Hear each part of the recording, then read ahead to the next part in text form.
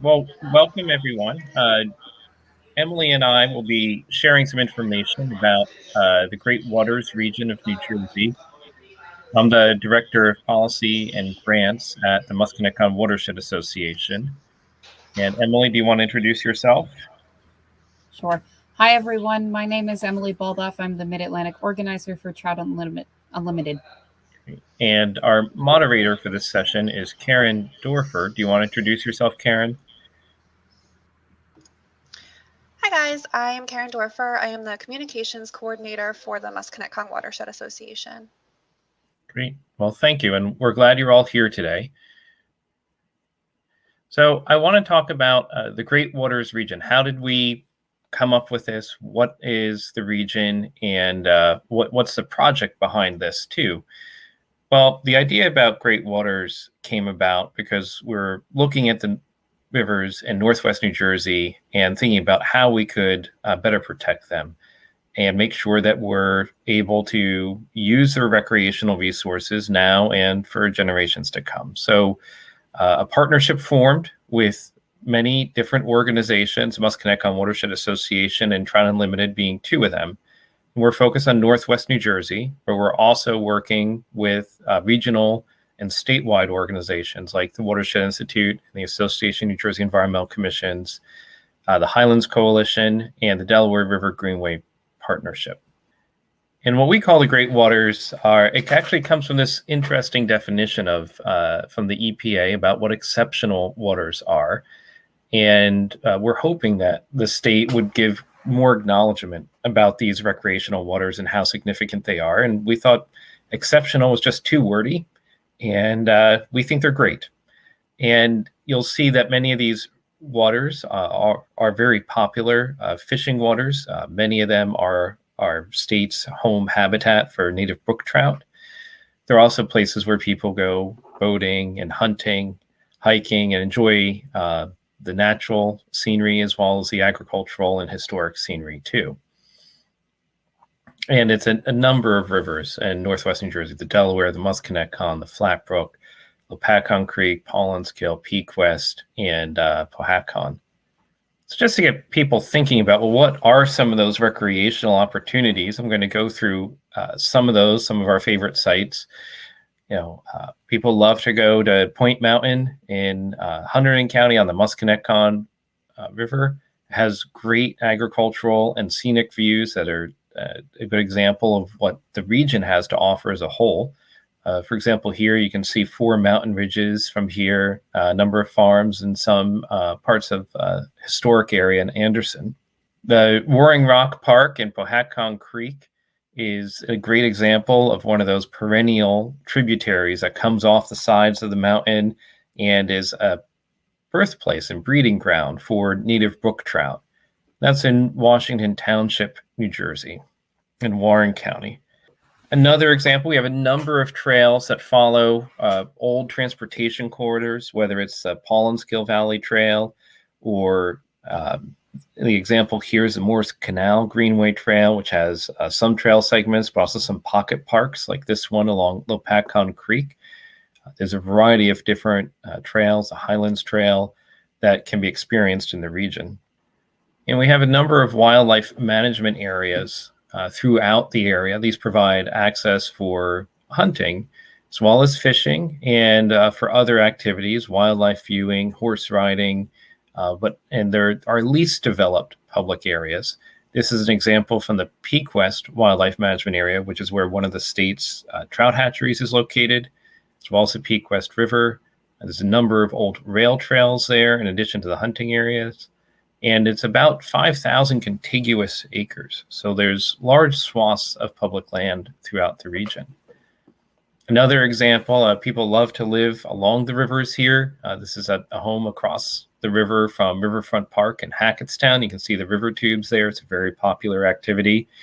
Hackettstown has 2 parks next to each other, and then Alumni Field's one of them, Riverfront's the other, and then Stevens State Park and Alamucci Mountain State Forest are there. We also have some great agricultural views. This is my own family's farm along the Musconetcong, a very typical type of landscape where you have rolling hills with forested ridgetops. Another kind of typical scenic view that you might see in the region is the Hanks Farm on Asbury Anderson Road, but it could be anywhere else. Like you see settings like this up around Hope as well. The Delaware River provides some great paddling opportunities. This is from this year's Delaware River Sojourn, an annual event that's run by a number of nonprofits to expose people to paddling on the Delaware. This is going through what's called the Little Gap, just north of Phillipsburg and Easton. And on the left is Marble Hill. It's a Warren County park and has the Warren Highlands Trail in it. As I mentioned, fishing is a very popular activity. This is fishing, fly fishing at Stoke State Forest on the Big Flat Brook. It's a very popular fishing stream. And also in a little bit more of an urban setting, this is Hampton Borough Park. And you can see the gentleman here is catching a stocked rainbow trout, actually a pretty good sized one. We have wonderful historic districts throughout the region. It's very typical that they're located where there's a bridge crossing, maybe there was a mill. Many of them date back to 300 years or so.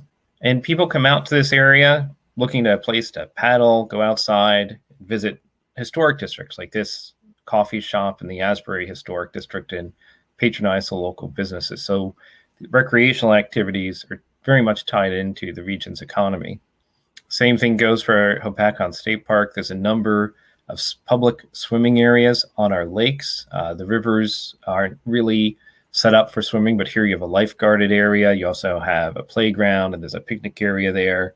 And it's one of the few areas where you have public access to a lake. So when you look at this as a whole, there's over 60,000 acres of public hunting areas. There's just about 40,000 acres of preserved farmland that sustain the agricultural economy and provide those agricultural views. So over 118 river access points and lake access points throughout the region. Lots of places to go fish or paddle or just enjoy the water. 119 historic districts, 6 public swimming areas, 2 wild and scenic rivers, and New Jersey's only national water trail are in the region too. And Emily's going to talk a bit about where these recreational resources are and how you can find out where to enjoy them. There's 5 watersheds within this mapping system. So when you pick what watershed you want to start looking for, you can actually click on that watershed, and it can bring up other maps of recreational opportunities such as fishing, boating, swimming. Once you decide what you're looking for, you can click on the link through that map, and it will bring up a photo of where you're looking to go, as well as information about the recreational opportunities that take place in that specific area. So through the Great Waters website, you can find these maps, and there's multiple items that can bring you to these specific streams that are in need of being protected, especially for the recreational opportunities. And as you can see, as you scroll through, there's a ton of information that also gives you some of the statistics of the different recreational opportunities in the area, as well as economic benefits that come from them. And I will turn it back over to Alan to continue with the presentation. Okay. So as you can see with the map, it has an orientation page. There is a satellite view layer. And as you zoom in, you can see more of the landscape. We've also mapped where there are the river access points, and we've color-coded the streams that have stocked trout and ones that might be closed on certain days. We've also mapped where the public open space is and where fishing ponds might be. So if you look here around Blairstown and Hardwick, there's a number of access points. Here's one, for example, the White Lake Natural Area. There's a link to its website so you can find out more information about the site. We indicate if there's a boat ramp, a fee, if the parking lot type, if there's picnicking or swimming facilities there. Also on the map, you'll see there's gauges that different organizations manage for different purposes. This one's managed by the Nature Conservancy for temperature and flow. If you look at some of these, they'll provide you some information that might be interesting as you plan a fishing trip. It might tell you about what the temperature is. It might tell you what the flow is. Some of these are not online, but others are, and they can provide real-time data. We also have a layer that shows hiking trails, and you can see that here in the orange. So for example, this would be the Paulinskill Valley Trail going through here. You can also click on the public lands and see more information about the trails there and access information from the landowner there. And as Emily mentioned, the waters flow in and out of these public lands. So one of the key things here is thinking about how that water is protected so that people are having a good quality experience, that the habitat is there for fishing. So we have indicated the level of protection for each of the streams. We've color-coded that. And if you zoom out, you can get more of a sense that parts of the Paulinskill are maybe a bit better protected from other parts. Then we also bring you back to the other watersheds, and it's the same type of browsing experience for those, just different information and different places. So when we think about the recreational assets that we have and the water quality that supports them, it really ladders up. There's drinking water here for over 6 million residents. The ecosystem services of clean water that like a wetland provides or forest provides adds up. It's about 6.6 billion a year. It's keeping the drinking water, whether it's from a surface source or groundwater source, clean. Statewide, we know that the outdoor recreation industry has a pretty big impact, $6.2 billion a year, over 130,000 jobs. And we also know that agriculture utilizes these waters for irrigation purposes and water supply. So keeping the water clean, keeping it plentiful is important for agriculture. So what our Great Waters Project aims to do, we want to keep this part of the state a desirable place to live. We want to support the growing tourism and recreational economy. We want to make sure that we're keeping our existing water quality for recreation and drinking water, that we're protecting headwater streams and springs from being filled. That's where these waters start, like Roaring Rock is an example of a headwater stream. And we want to foster engagement and cooperation among stakeholders, so between the state, the counties, and the municipalities, which have a role in water quality protection. And part of that is, what individuals like yourselves can do to help out too. So I'm going to turn this back over to Emily. Thank you, Alan. So as Alan said, what can you do? So this picture is a picture of actually Alan speaking at one of the Sussex County Commissioner meetings back in July about protecting these great waters. We've been trying to get into municipal meetings and commissioner meetings so that we can emphasize and bring to our decision makers' attention how important these waters are. So we would love to have more people join us at these meetings. The more the merrier, and the more support that decision makers see from their from locals and people who live in the area is extremely important, and helps us persuade them to start protecting these waters more and more. So if you think you like recreating in this region, then the region's water really does need you to speak for it. Musconetcong Watershed Association and the Great Waters Initiative would love to introduce as many people as we can to the waters of northern New Jersey. It's an amazing opportunity for us to show you and your friends and your family firsthand the majesty and the majesticness of these great waters and the recreational opportunities that they offer. So you can learn more about upcoming trips by either reaching out to us, following Musconetcong Watershed Association on their Facebook for upcoming trips, and also checking out the Watershed Association's website and the Great Waters website. There's also a really great paddling trip that does most of the Delaware, usually in the month of June. So for even more information on that, you can contact us after and keep following those social media channels for new and interesting opportunities. So how do you become an advocate for clean water, you might ask? So first off, you have to learn the issues at hand.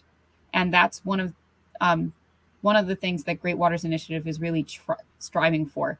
So on our website, we have a plethora of information to kickstart your journey to become a clean water advocate by supplying information on things like groundwater, drinking water, the Wild and Scenic Rivers program, the municipality's role in water conservation and protecting the recreational activities that we all enjoy.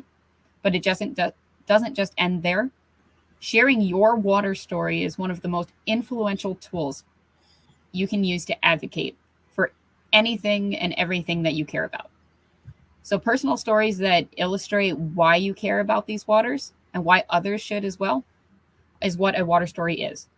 So my personal water story, it started almost 30 years ago when my dad and my grandfather started taking me fishing in their bass boat all over northeastern and central Pennsylvania. I still can remember all the adrenaline rushes and the concentration when you feel that fish on the end of your line. And that feeling keeps coming back every time you go fishing or every time you connect with those waters. So I had no idea that when I was 8 years old, finding that new passion for fishing would turn into a calling for life. And I proceeded to learn as much as I could about this sport, meaning the tackle, the reels, water chemistry, and how that affects the fish, identifying fish, and all the boating and knot tying and tactics that you need to become a really good angler. So sometimes you might laugh at me when I say this, but the river put me through college. I was a kayaking and fishing guide while I earned my bachelor's degree in environmental resource management. And also during this time, I realized how important being a steward for the water was. And I helped start the First Five Rivers chapter at my college, which is a Trout Unlimited college program that introduces fly fishing and conservation to college kids. And luckily, I went to Keystone College in northeastern Pennsylvania, and Tunkhannock Creek ran right through the campus. So it was really easy to start up this group. And now I still work with that local heritage region in Wyoming and Bradford County to put together sojourns to introduce new people to the waters around them. And then that carries over pretty much the river guided me through my whole career, through conservation districts and then into the nonprofit world, and finally landing at Trout Unlimited, where I work with my true passion of water conservation every day. And I have the chance to work with all these amazing organizations in the Great Waters program in northern New Jersey. Working for Trout Unlimited is great because taking people fishing counts as meetings sometimes. So my career position takes me to New Jersey, New York, and Pennsylvania, and throughout the whole mid-Atlantic. It's amazing when you actually start getting out on the river in these northern New Jersey waters, and you just see how extremely important for the economic value and recreational value that they really are. So that was just a really long-winded way to articulate how influential personal stories can be. And when you're trying to advocate for something, those personal stories that maybe a decision maker you end up talking to or someone of influence can resonate with going fishing with their father or their grandfather. And then they realize that everyone starts caring about the same thing, even if you didn't realize it at the beginning. So become a local advocate. That is pretty much the number one way that you can help your great waters of northern New Jersey. So a few ways that you can help through the Great Waters program is, one, signing our petition, which is telling our public officials to support stronger protections for our great waters of New Jersey. Also, two, joining us for some meetings with government officials. If you feel that you want to start doing that, you can reach out to us and we will let you know when we're going to be at your local municipality or commissioners meeting. And also following us on social media is huge. So we are on every channel that you can think of. Karen put our @ symbols down there and links that you can follow us. And even just bringing it down to even the baby step level, talking to your family and your friends and your neighbors about why protecting water is so important and why protecting our local streams are so important is that first baby step that you can take as an individual, and then start moving forward, like signing petitions and speaking out and showing government officials and decision makers how important clean water is to the area. I also want to encourage you to learn more and come check out our website. Alan and I had multiple slides throughout the whole presentation of just snapshots of the amazing website that was put together for this group. I could be partial, but it is a very good website. We include things like issue briefings, places for you to share a water story, just like I did for you, municipal and residential action guides. So if you need some more information or don't know where to start, if you want to talk to one of your decision makers, we have step-by-step directions in there, and you can always reach out to us if you have questions. Also to some sample ordinances from different municipalities as we proceed moving forward with this group, and our Great Waters resolution if you'd like to read through that. And also you can find the links to those recreational maps that that we showed you a couple slides ago, and Alan's contact information at the end. Well, we thank you for joining us. We want to get to some of the questions that are in there. We want to give you some orientation about the recreational resources that are out here. We believe that when people have a chance to connect with these waters, they'll want to protect them. And that's what the initiative is about here. And we hope that you'll sign the petition and check out the website and go out and have a good time on our region's waters. Yeah, thanks, guys. And I think with that, I just want to let everybody know that a few of those links that Alan and Emily had referenced are now in the chat. So feel free to click them directly and explore the website. And we'll just start with some questions from the chat that were asked earlier. Let me go back up. So Nancy asked, it seems to me that there are a low number of swimming opportunities. We discovered during COVID how important they are. And as climate change increases, summer heat, there is likely to be more. Is there any effort to make or increase swimming opportunities in these great waters in northwestern New Jersey? That's a very interesting question. I think it's worth sharing a little bit of the experience the Musconetcong had during last summer. One of the things that we had learned was that when some of our main swimming beaches in the region, like at Round Valley Reservoir or Spruce Run Reservoir, close, that often means that people wind up wanting to swim somewhere else. They've gone out for the day, what's nearby. And this might direct people to places that aren't really set up for swimming. In some cases, it might be a municipal or county park that may not necessarily have safe river conditions or toilet facilities or picnic areas, or where those uses might actually be prohibited by the public landowner. So there definitely was a disjunction between the information out there and what the need is.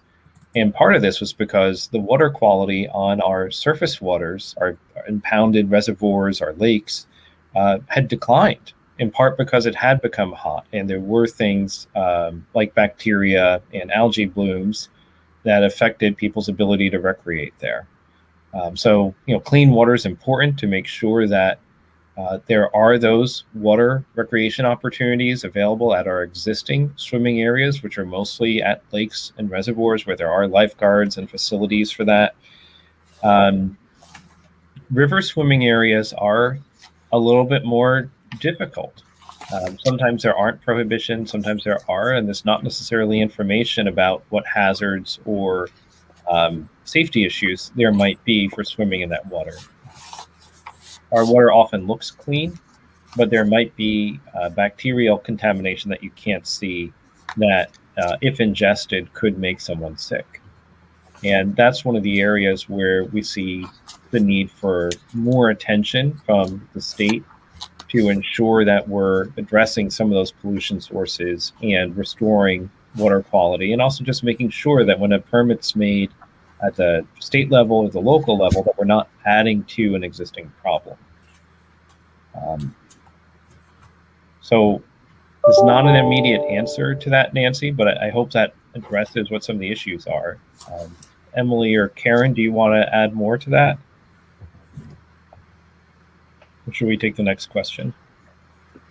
Yeah, we have another question from Ricky. He wanted to know what promotions and marketing are there for the historic districts that you'd mentioned? Is there adequate signage at or around the recreational sites for fishing and kayaking, etc., for people to find these historic districts with local businesses? That is a really great question.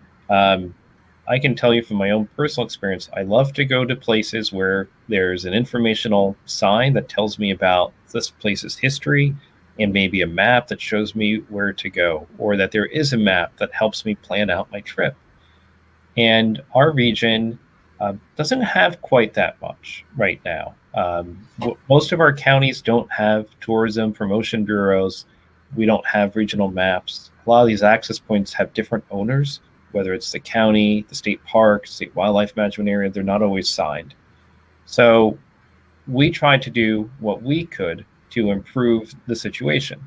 So we made the online maps using public information about where the access areas are and the types of uses that are allowed there. And that's why we're trying to direct people to that. It's a lot easier for us to do that and then to try and find the funding for all these state, local, county agencies to put up the access signs in a coordinated fashion. There isn't the resources there to do that right now. So the online map is a way for people to access that. It serves for a planning tool. It is mobile enabled. You can use it on your phone, and it actually works pretty well on a mobile format. It's not clunky, and it reformats nicely to fit the phone. And for the Musconetcong watershed, we did apply for and recently got some funding to increase signage on the Musconetcong National Water Trail. We're putting those signs up currently. The designation happened last year. And we're going to put QR codes, so little signs underneath the big sign saying where the access point is, so that you can access the online map and see what trip you could do there. Where would it take you? How long would it take? What historic sites you might see along the way. We also got funding to make a watershed-wide map that would link together all the historic sites in the Musconetcong watershed. So like the map that you saw, but with the historic sites added to it and photos that you could actually click on and see, kind of like a gallery of photos of what your visit might be like to those sites. And we're also doing a visitor use assessment to make sure that we're not sending to people to sites that are sensitive, where they, the historic resources might be disturbed if there's unexcavated archaeological sensitivities that need to be taken into account. We'd like to see more promotion and information so people can access the sites, because what seems to happen, and this is where the resource management perspective comes in, is people go to sites they can see from the road, often our county roads. And those sites sometimes might look overused as a result, or there might be more erosion issues there as people try to get down to the riverbank.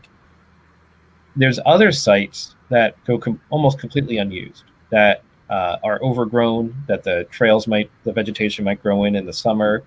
And the difference is they're just not visible from the road. So we're trying to address some of that, making sure people have access to the public resources that we've all invested in at the municipal and county, state, and federal levels. Yeah, I think that answers the question, Alan. And I would just add too that we do have certain other projects, like the Musconetcong was designated a national water trail, and we're working to get signage up for those. So maybe not specifically through this project, but still trying to draw attention to these access points along the river. And Alan, I don't know if you want to talk about here, just like our big roadway signs that we have just promoting the Great Waters website, just because, like you said, all of this stuff is accessible online, and we're just trying to promote the initiative overall, just to draw people to the website and view those online maps. So I don't know, Alan, if you want to talk more about that. Do you mean the billboards? Yeah, the billboards in White Township. Yeah. So I don't know if people have seen them. If you have, put it in the chat. That'd be pretty cool. We actually did buy some billboard space for 3 months around the Labor Day weekend, and they're still up now. They're in a couple spots. They're on US 46 along the Peak West, in Great Meadows. There's one at the junction of 31 and 46 at Buttsville, where you have to sit for that light where you turn to go to the Delaware Water Gap and Hot Dog Johnny's. And if you're heading up to Stokes, there's another one before you get to Newton on US 206. So we're trying to get more of the information out there. Yeah, so I think we can go to the next question. Gina asks, can you talk about some of the trails that are adjacent to the waterways? Great question. So on the slides, one of the ones that I mentioned is the Peak West Wildlife Management Area. There's a 10-mile trail on an old rail bed that's there, and part of it actually loops. You can find information about that through looking at the Peak West Wildlife Management Area. The Division of Fish and Wildlife has a list of all these wildlife management areas and maps online about where their trails are. But you can also look for the trout hatchery, and you'll see there's an educational trail there. It's also on our maps as well. So if you go to the Explorer that we made and click on the different watersheds, you can find the trails that follow the water bodies. Some other ones are the Peak West, the Pollenskill Valley Trail. That one's an old rail bed too. It has some interesting viaducts that you go under, some really interesting old bridges that it passes by. That's a very popular one, and that one's also suitable for bicycling. And you can fish from that too. Those are just two examples. I think there's others, but those are, I think, two of the longer ones that I'm aware of in the region. And just getting back to signage, Nancy asked, is there some help that the Great Waters Project can use from municipalities to increase sign efficiency?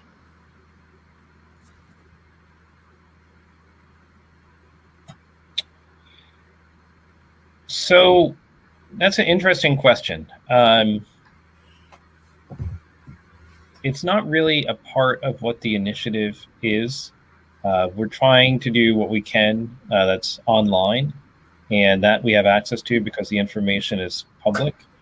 I think what everyone here can do is reach out to their municipalities and counties and let them know where there might be trouble accessing some of those public areas or where the signage is inadequate. Like Emily is talking about, sometimes the best way to change something is for somebody to approach an elected official as a constituent. Sometimes us going and talking with them, we're not the right messenger. But if you come to them and say, hey, I use this park, I want to know where the parks are, but I can't find them.